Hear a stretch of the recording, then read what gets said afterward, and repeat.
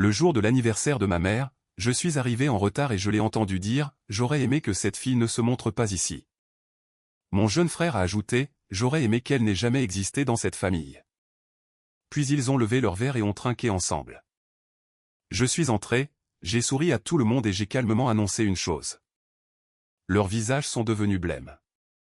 Je m'appelle Jocelyn Miller, j'ai 38 ans, et j'avais l'habitude de croire que mes sacrifices financiers pouvaient acheter l'amour de ma famille. Par une nuit glaciale de fin novembre à Columbus, dans l'Ohio, j'ai traversé une tempête de neige aveuglante pour apporter un gâteau d'anniversaire personnalisé à la maison que j'avais payé comptant. Debout sur le porche, je n'ai pas eu le temps de sonner avant d'entendre ma propre mère lever son verre à l'intérieur, disant qu'elle souhaitait que je n'arrive pas pour gâcher leur soirée avec ma présence arrogante.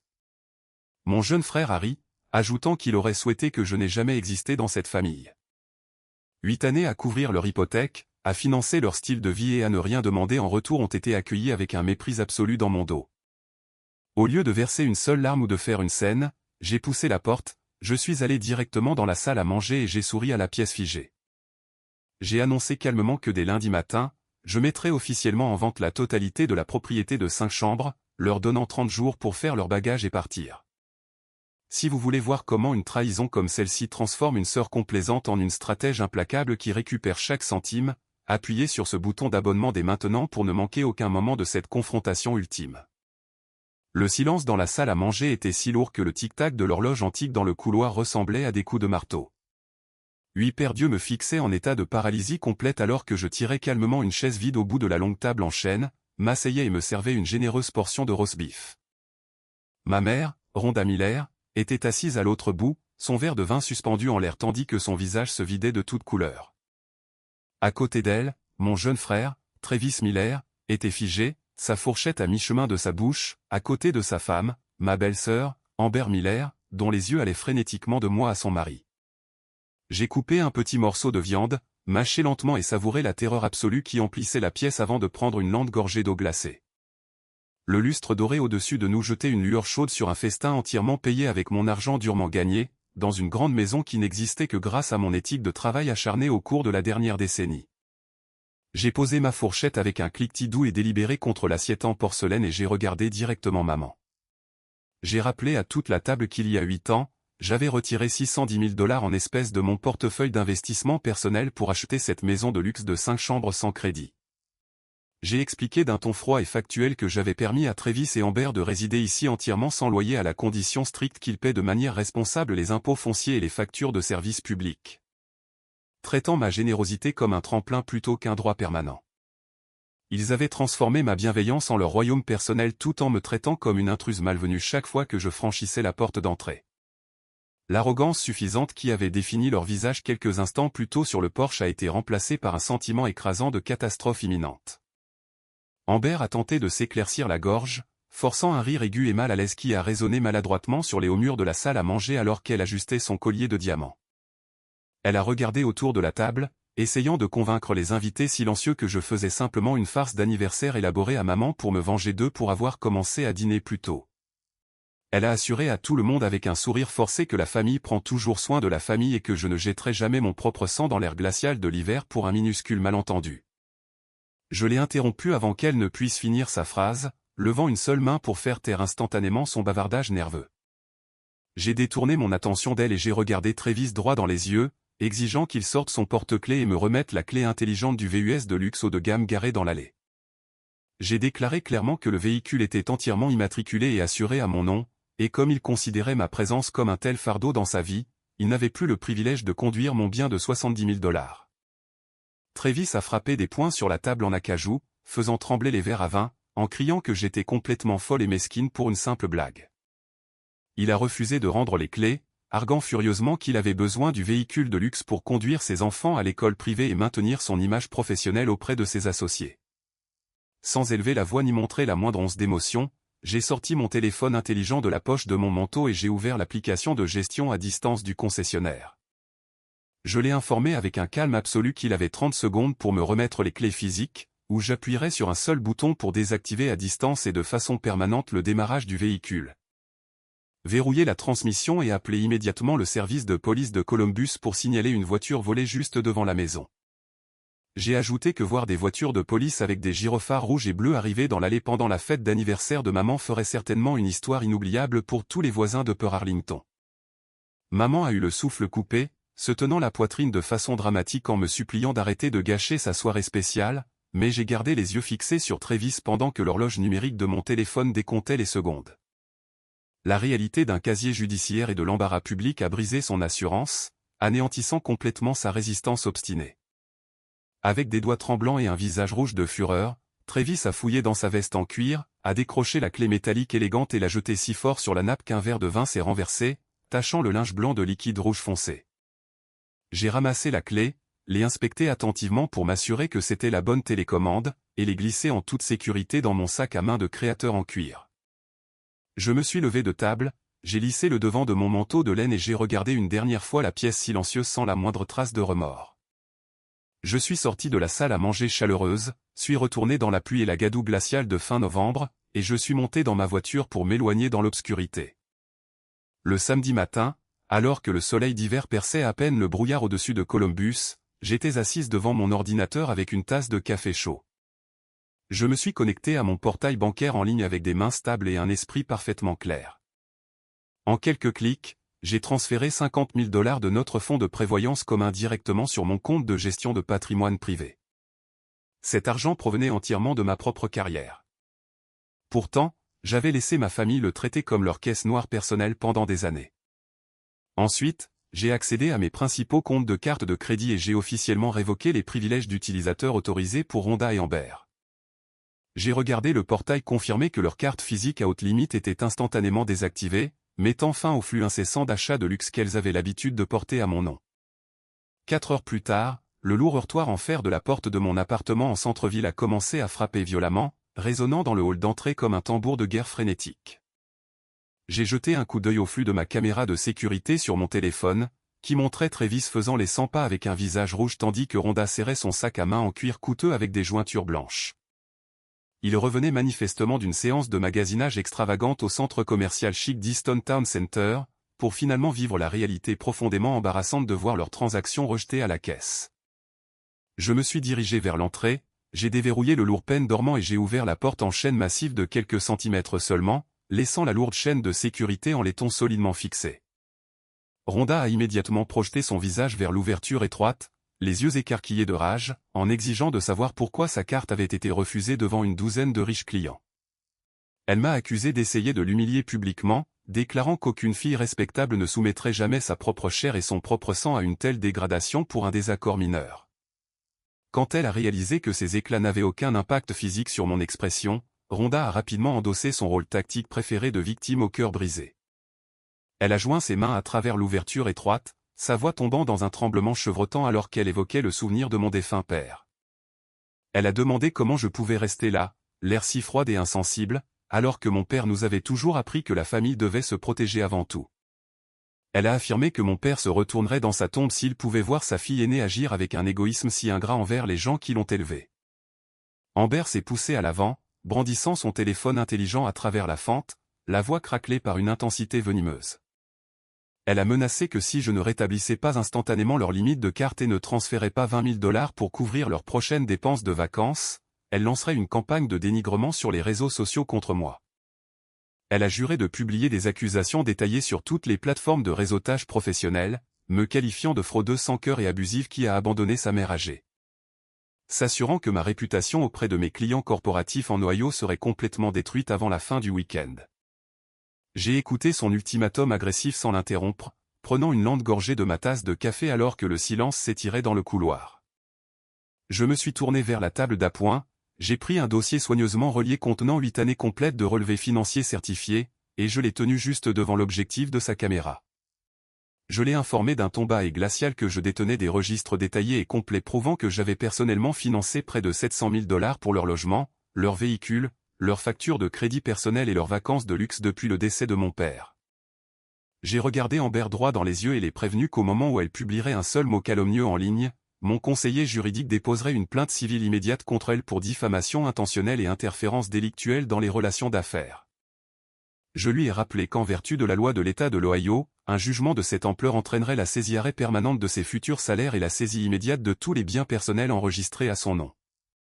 J'ai ajouté que si je possédais le capital financier pour soutenir une bataille juridique prolongée devant les tribunaux pendant des années, elle et Travis n'avaient même pas assez de liquidités pour payer leurs propres factures de téléphone pour le mois à venir.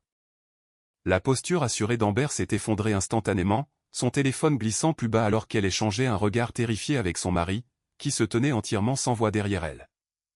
Rhonda a ouvert la bouche pour lancer un autre appel désespéré en utilisant le souvenir de mon père, mais je les ai simplement regardés tous les deux avec un détachement complet. Je leur ai dit que leur jeu psychologique sans fin et leur parasitisme financier avaient officiellement atteint leur terme absolu. Sans un mot de plus, je me suis reculé de l'entrée, j'ai refermé fermement la lourde porte en bois sur leurs cris frénétiques, et j'ai verrouillé les lourds peines dormants. À 10 heures précises le lundi matin, la lumière du soleil d'hiver se reflétait sur les vitres des voitures alors que je montais sur le porche avec mon avocat personnel. Accompagné de mon avocat immobilier, Trevor Ross, et d'un photographe professionnel portant du matériel photo haut de gamme, je me tenais fermement sur les marches en béton froid, prêt à préparer la propriété pour le marché. Avant même que je puisse atteindre la poignée de porte en laiton, la porte d'entrée s'est ouverte et Travis est sorti aux côtés d'Amber, tous deux formant une barrière humaine sur le seuil, les bras étroitement croisés. Leur visage était tordu de défi, croyant clairement que l'intimidation physique nous empêcherait de mettre le pied dans la maison dont j'étais propriétaire. Amber a immédiatement joué une scène dramatique, les larmes aux yeux, en sortant son téléphone et en composant le 911 juste devant nous. Elle a crié hystériquement dans le récepteur, affirmant qu'un groupe d'intrus agressifs tentait de s'introduire dans sa résidence privée et de harceler sa famille. Elle a exigé bruyamment une intervention policière immédiate, jetant des regards pitoyables vers les maisons environnantes pour s'assurer que les voisins assistaient au spectacle. Travis se tenait à côté d'elle avec un sourire suffisant, croyant qu'appeler la police m'obligerait instantanément à battre en retraite et à retarder mes plans de liquidation de la maison. J'ai simplement croisé les bras, me suis appuyé contre la balustrade du porche et j'ai échangé un regard calme et entendu avec Trevor pendant que nous attendions dans l'air glacial. En 7 minutes, 2 voitures de police officielles de la division de police de Columbus se sont garées sur le trottoir avec leurs gyrophares allumés, attirant plusieurs voisins curieux sur leur pelouse. 2 officiers sont sortis de leur véhicule et se sont approchés du porche, évaluant la scène tendue tout en exigeant que tout le monde reste calme et énonce son intention. Amber s'est immédiatement précipité vers les officiers, pleurant de manière incontrôlable tout en pointant un doigt accusateur vers moi et en m'accusant d'intrusion sur une propriété privée. Trevor s'est avancé avec un professionnalisme absolu, a ouvert sa mallette en cuir et a présenté un portefeuille certifié de documents juridiques directement à l'officier principal. Il a remis l'acte de propriété officiel montrant ma pleine propriété exclusive du domaine de 5 chambres ainsi qu'une pièce d'identité émise par le gouvernement prouvant mon identité. De plus, Trevor a produit des reçus numériques horodatés et des confirmations de livraison physique prouvant qu'un préavis d'entrée formel de 24 heures avait été légalement signifié aux occupants par courrier électronique certifié et message texte le dimanche matin. En pleine conformité avec les réglementations locatives du Code révisé de l'Ohio. L'officier principal a examiné attentivement les actes et les registres horodatés avant de se tourner vers Travis et Amber avec une expression sévère et sans détour.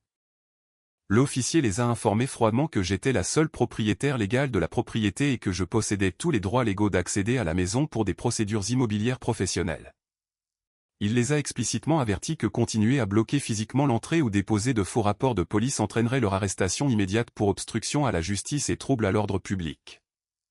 La confiance suffisante s'est complètement évaporée du visage de Travis alors que l'officier s'écartait pour nous laisser le passage. Pendant que les officiers maintenaient l'ordre dans l'allée, Trevor a sorti de son dossier en cuir un document juridique officiel imprimé sur du papier blanc épais. Juste devant les officiers en uniforme et la foule de voisins curieux, Trevor a signifié directement à Travis un préavis formel de 30 jours pour quitter les lieux.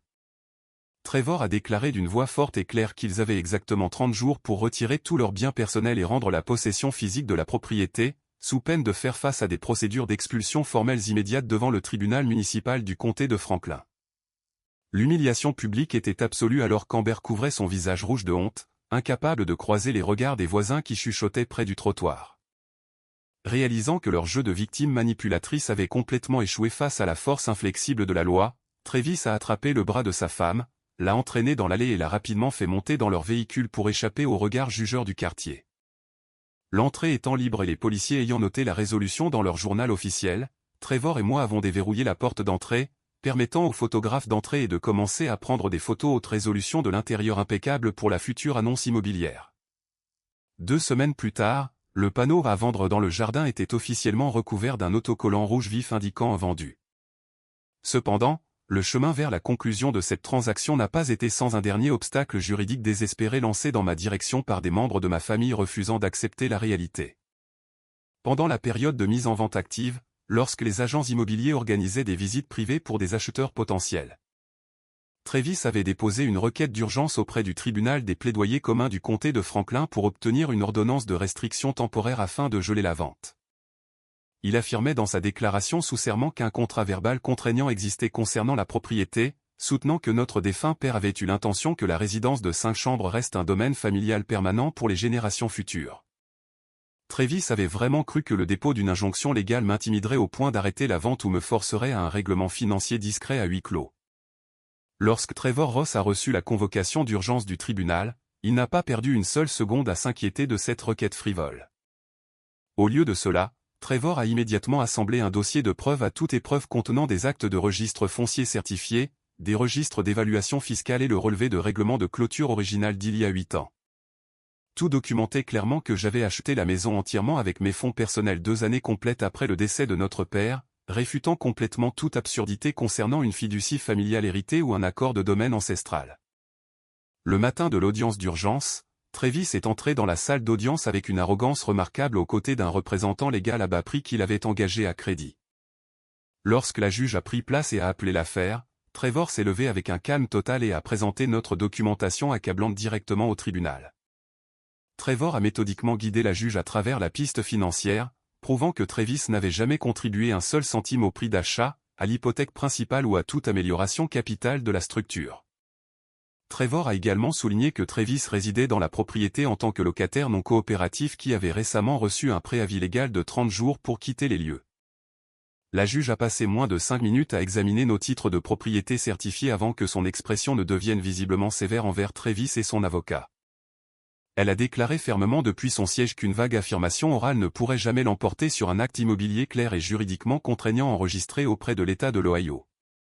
Elle a réprimandé Travis pour avoir gaspillé les ressources judiciaires avec une requête totalement sans fondement conçue uniquement pour entraver une transaction immobilière légale. Sans hésitation, la juge a rejeté la demande d'injonction avec préjudice, statuant que Travis n'avait aucune revendication légale sur la résidence et lui ordonnant de rembourser personnellement tous mes frais juridiques et honoraires d'avocat encourus pour me défendre contre sa requête frivole. L'injonction judiciaire frivole étant officiellement dissoute et effacée du titre de propriété, le marché immobilier a réagi à l'annonce de la maison avec un élan formidable. Comme Upper Arlington restait l'un des quartiers résidentiels les plus prisés de la région métropolitaine de Columbus, une guerre d'enchères compétitive a éclaté entre plusieurs acheteurs qualifiés dans les 48 heures suivant la mise en vente publique. Nous avons reçu une offre en espèces nettes et sans condition d'un cadre supérieur d'une autre région qui déménageait en Ohio. L'acheteur a accepté d'acheter la propriété pour $660 000, soit $50 000 de plus que notre prix de demande initial, avec un délai de clôture rapide de 14 jours. L'impact psychologique de cette vente rapide a complètement brisé le peu de fierté auquel Travis et Amber s'accrochaient encore devant la communauté locale. Le style de vie haut de gamme et impeccable qu'ils avaient projeté pendant près d'une décennie s'est dissous alors que les voisins regardaient de grands camions de déménagement commerciaux s'arrêter dans l'allée.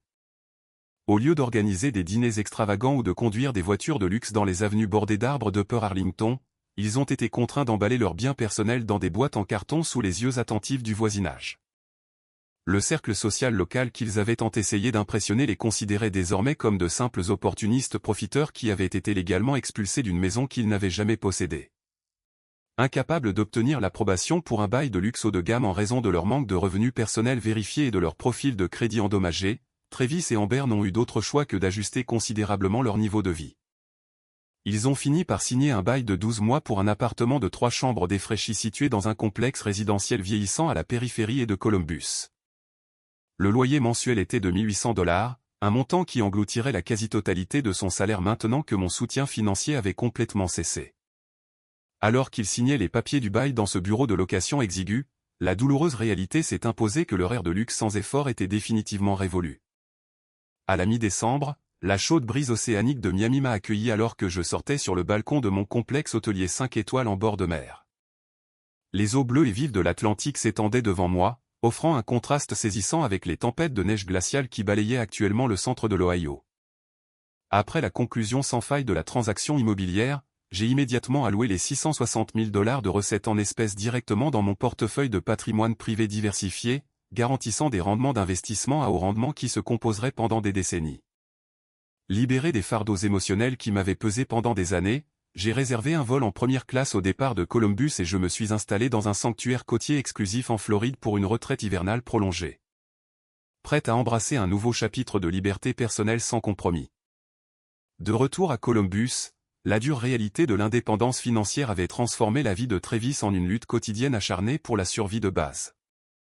Sans mes subventions financières mensuelles pour absorber leurs frais de subsistance, leur budget familial a implosé sous le poids des dettes accumulées, des paiements de véhicules et des obligations de crédit à taux d'intérêt élevés. Le modeste revenu généré par son emploi de jour en entreprise s'est avéré totalement insuffisant pour maintenir leur style de vie, forçant Travis à prendre des quarts de nuit épuisants dans un entrepôt logistique régional près de l'aéroport. L'épuisement physique lié au déplacement de lourdes charges pendant des quarts de 12 heures a rapidement érodé sa santé, transformant l'homme autrefois arrogant en une ombre creuse et chroniquement épuisé de lui-même. Pour la première fois de sa vie d'adulte, Amber a été forcé d'abandonner sa routine oisive de virer shopping de luxe et d'entrer sur le marché du travail par pure nécessité. N'ayant aucune formation professionnelle formelle ni compétences spécialisées, elle a fait face à d'innombrables rejets avant de finalement obtenir un poste de débutante comme caissière de détail horaire dans une chaîne de supermarchés discount locale. Rester debout pendant 8 heures consécutives à scanner les courses pour des inconnus a complètement brisé sa vanité fragile. La dure réalité de gagner le salaire minimum tout en gérant les demandes de clients hostiles l'a laissé profondément amère, chaque chèque de paie servant de rappel douloureux du luxe sans effort qu'elle avait négligemment gaspillé par sa propre cupidité. La situation de vie s'est encore détériorée lorsque maman a été forcée de vendre ses biens personnels restants et de déménager dans l'appartement de location exigu de 3 chambres de Travis à la périphérie et de la ville.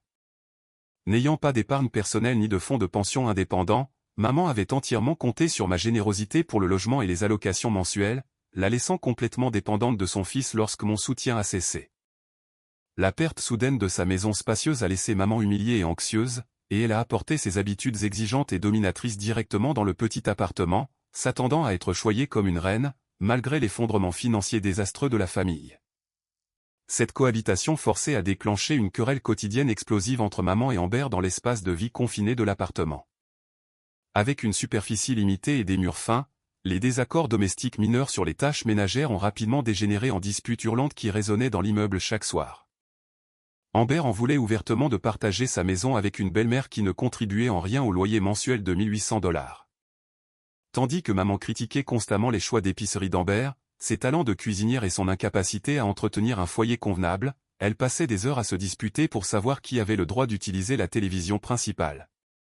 Comment répartir le budget d'épicerie hebdomadaire qui diminuait, et qui était finalement responsable de conduire les membres de la famille au travail. L'argent est devenu une source insupportable de friction constante qui a déchiré le peu d'unités superficielles que la famille avait autrefois possédées.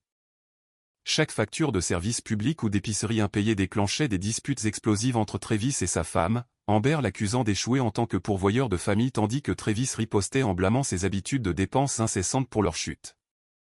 Maman intervenait fréquemment lors de ces confrontations animées, exigeant en larmes que son fils montre du respect à ses aînés tout en se plaignant simultanément que ses années dorées étaient ruinées par leur pauvreté. Le chaos domestique incessant a détruit toute chaleur restante dans le foyer, les laissant tous les trois piégés dans une atmosphère de ressentiment mutuel et de regrets amers. Pendant qu'ils suffoquaient dans le filet chaotique de leur propre création, je passais mon après-midi à flâner le long des plages de sable chaud de South Beach, sirotant du thé glacé frais et rattrapant mes lectures professionnelles. Mon téléphone est resté complètement silencieux car j'avais bloqué de façon permanente leur numéro de téléphone, leurs profils de réseaux sociaux et leurs adresses électroniques des semaines auparavant.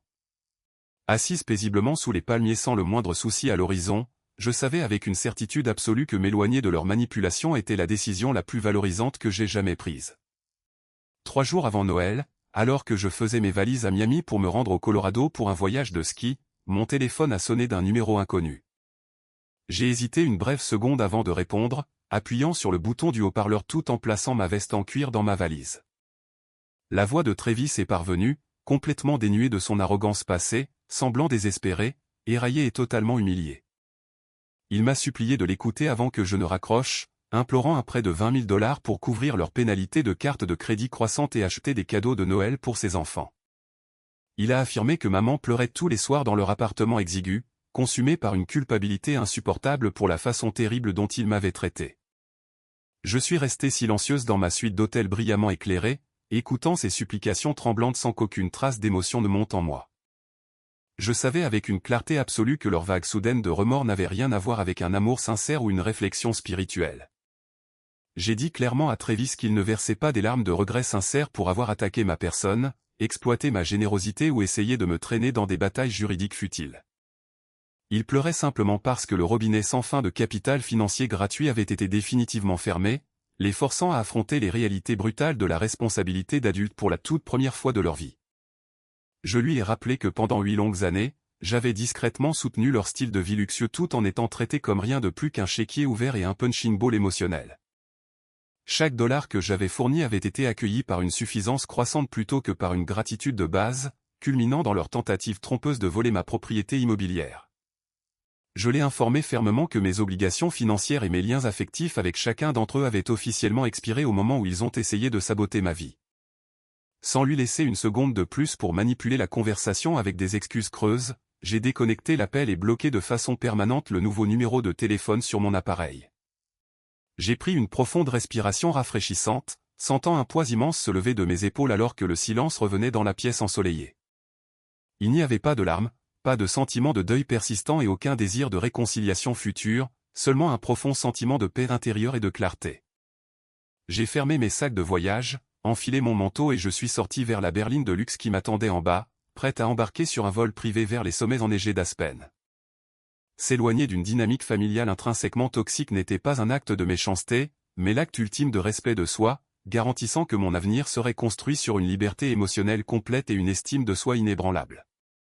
Les lourdes conséquences de leur cupidité ont continué de se dérouler pour tous ceux qui avaient essayé de profiter de ma gentillesse. Sans mon soutien financier pour les sauver, Travis et Amber ont perdu leur véhicule loué saisi et se sont retrouvés enterrés sous des taux d'intérêt exorbitants sur des cartes de crédit personnel en défaut. Maman a passé ces dernières années à vivre dans cet appartement de banlieue modeste et bruyant, se disputant constamment sur les dépenses quotidiennes tout en regardant son plus jeune fils lutter en faisant des doubles quarts juste pour payer le loyer de base. Leur fausse façade de luxe de la haute société s'est complètement évaporée, les laissant porter le fardeau à vie de leurs propres actions égoïstes. Ce parcours sert de puissant rappel que la vraie famille se définit par le respect mutuel, l'honneur et le soutien authentique plutôt que par le droit toxique ou l'exploitation financière incessante. Les liens du sang ne donnent jamais à quiconque une licence légale ou morale pour abuser de votre générosité, drainer votre richesse durement gagnée ou saper votre bien-être émotionnel sous le couvert de la loyauté. Établir des limites inflexibles et couper court à la manipulation impénitente est souvent le seul moyen de sauvegarder votre paix. Protégez votre santé mentale et reprenez possession de votre vie. La vraie force réside dans la reconnaissance du moment où une relation est devenue purement parasitaire et dans le courage de s'en aller pour toujours sans culpabilité. Merci beaucoup à tous nos incroyables spectateurs d'être restés engagés et d'avoir écouté cette histoire complète jusqu'à la toute fin. Votre temps et votre attention continue comptent énormément pour nous alors que nous partageons ces parcours de vie significatifs. Quelles sont vos pensées personnelles sur la manière dont Jocelyn a géré sa famille toxique? Et auriez-vous fait exactement le même choix à sa place? Veuillez laisser vos précieuses réflexions dans la section des commentaires ci-dessous.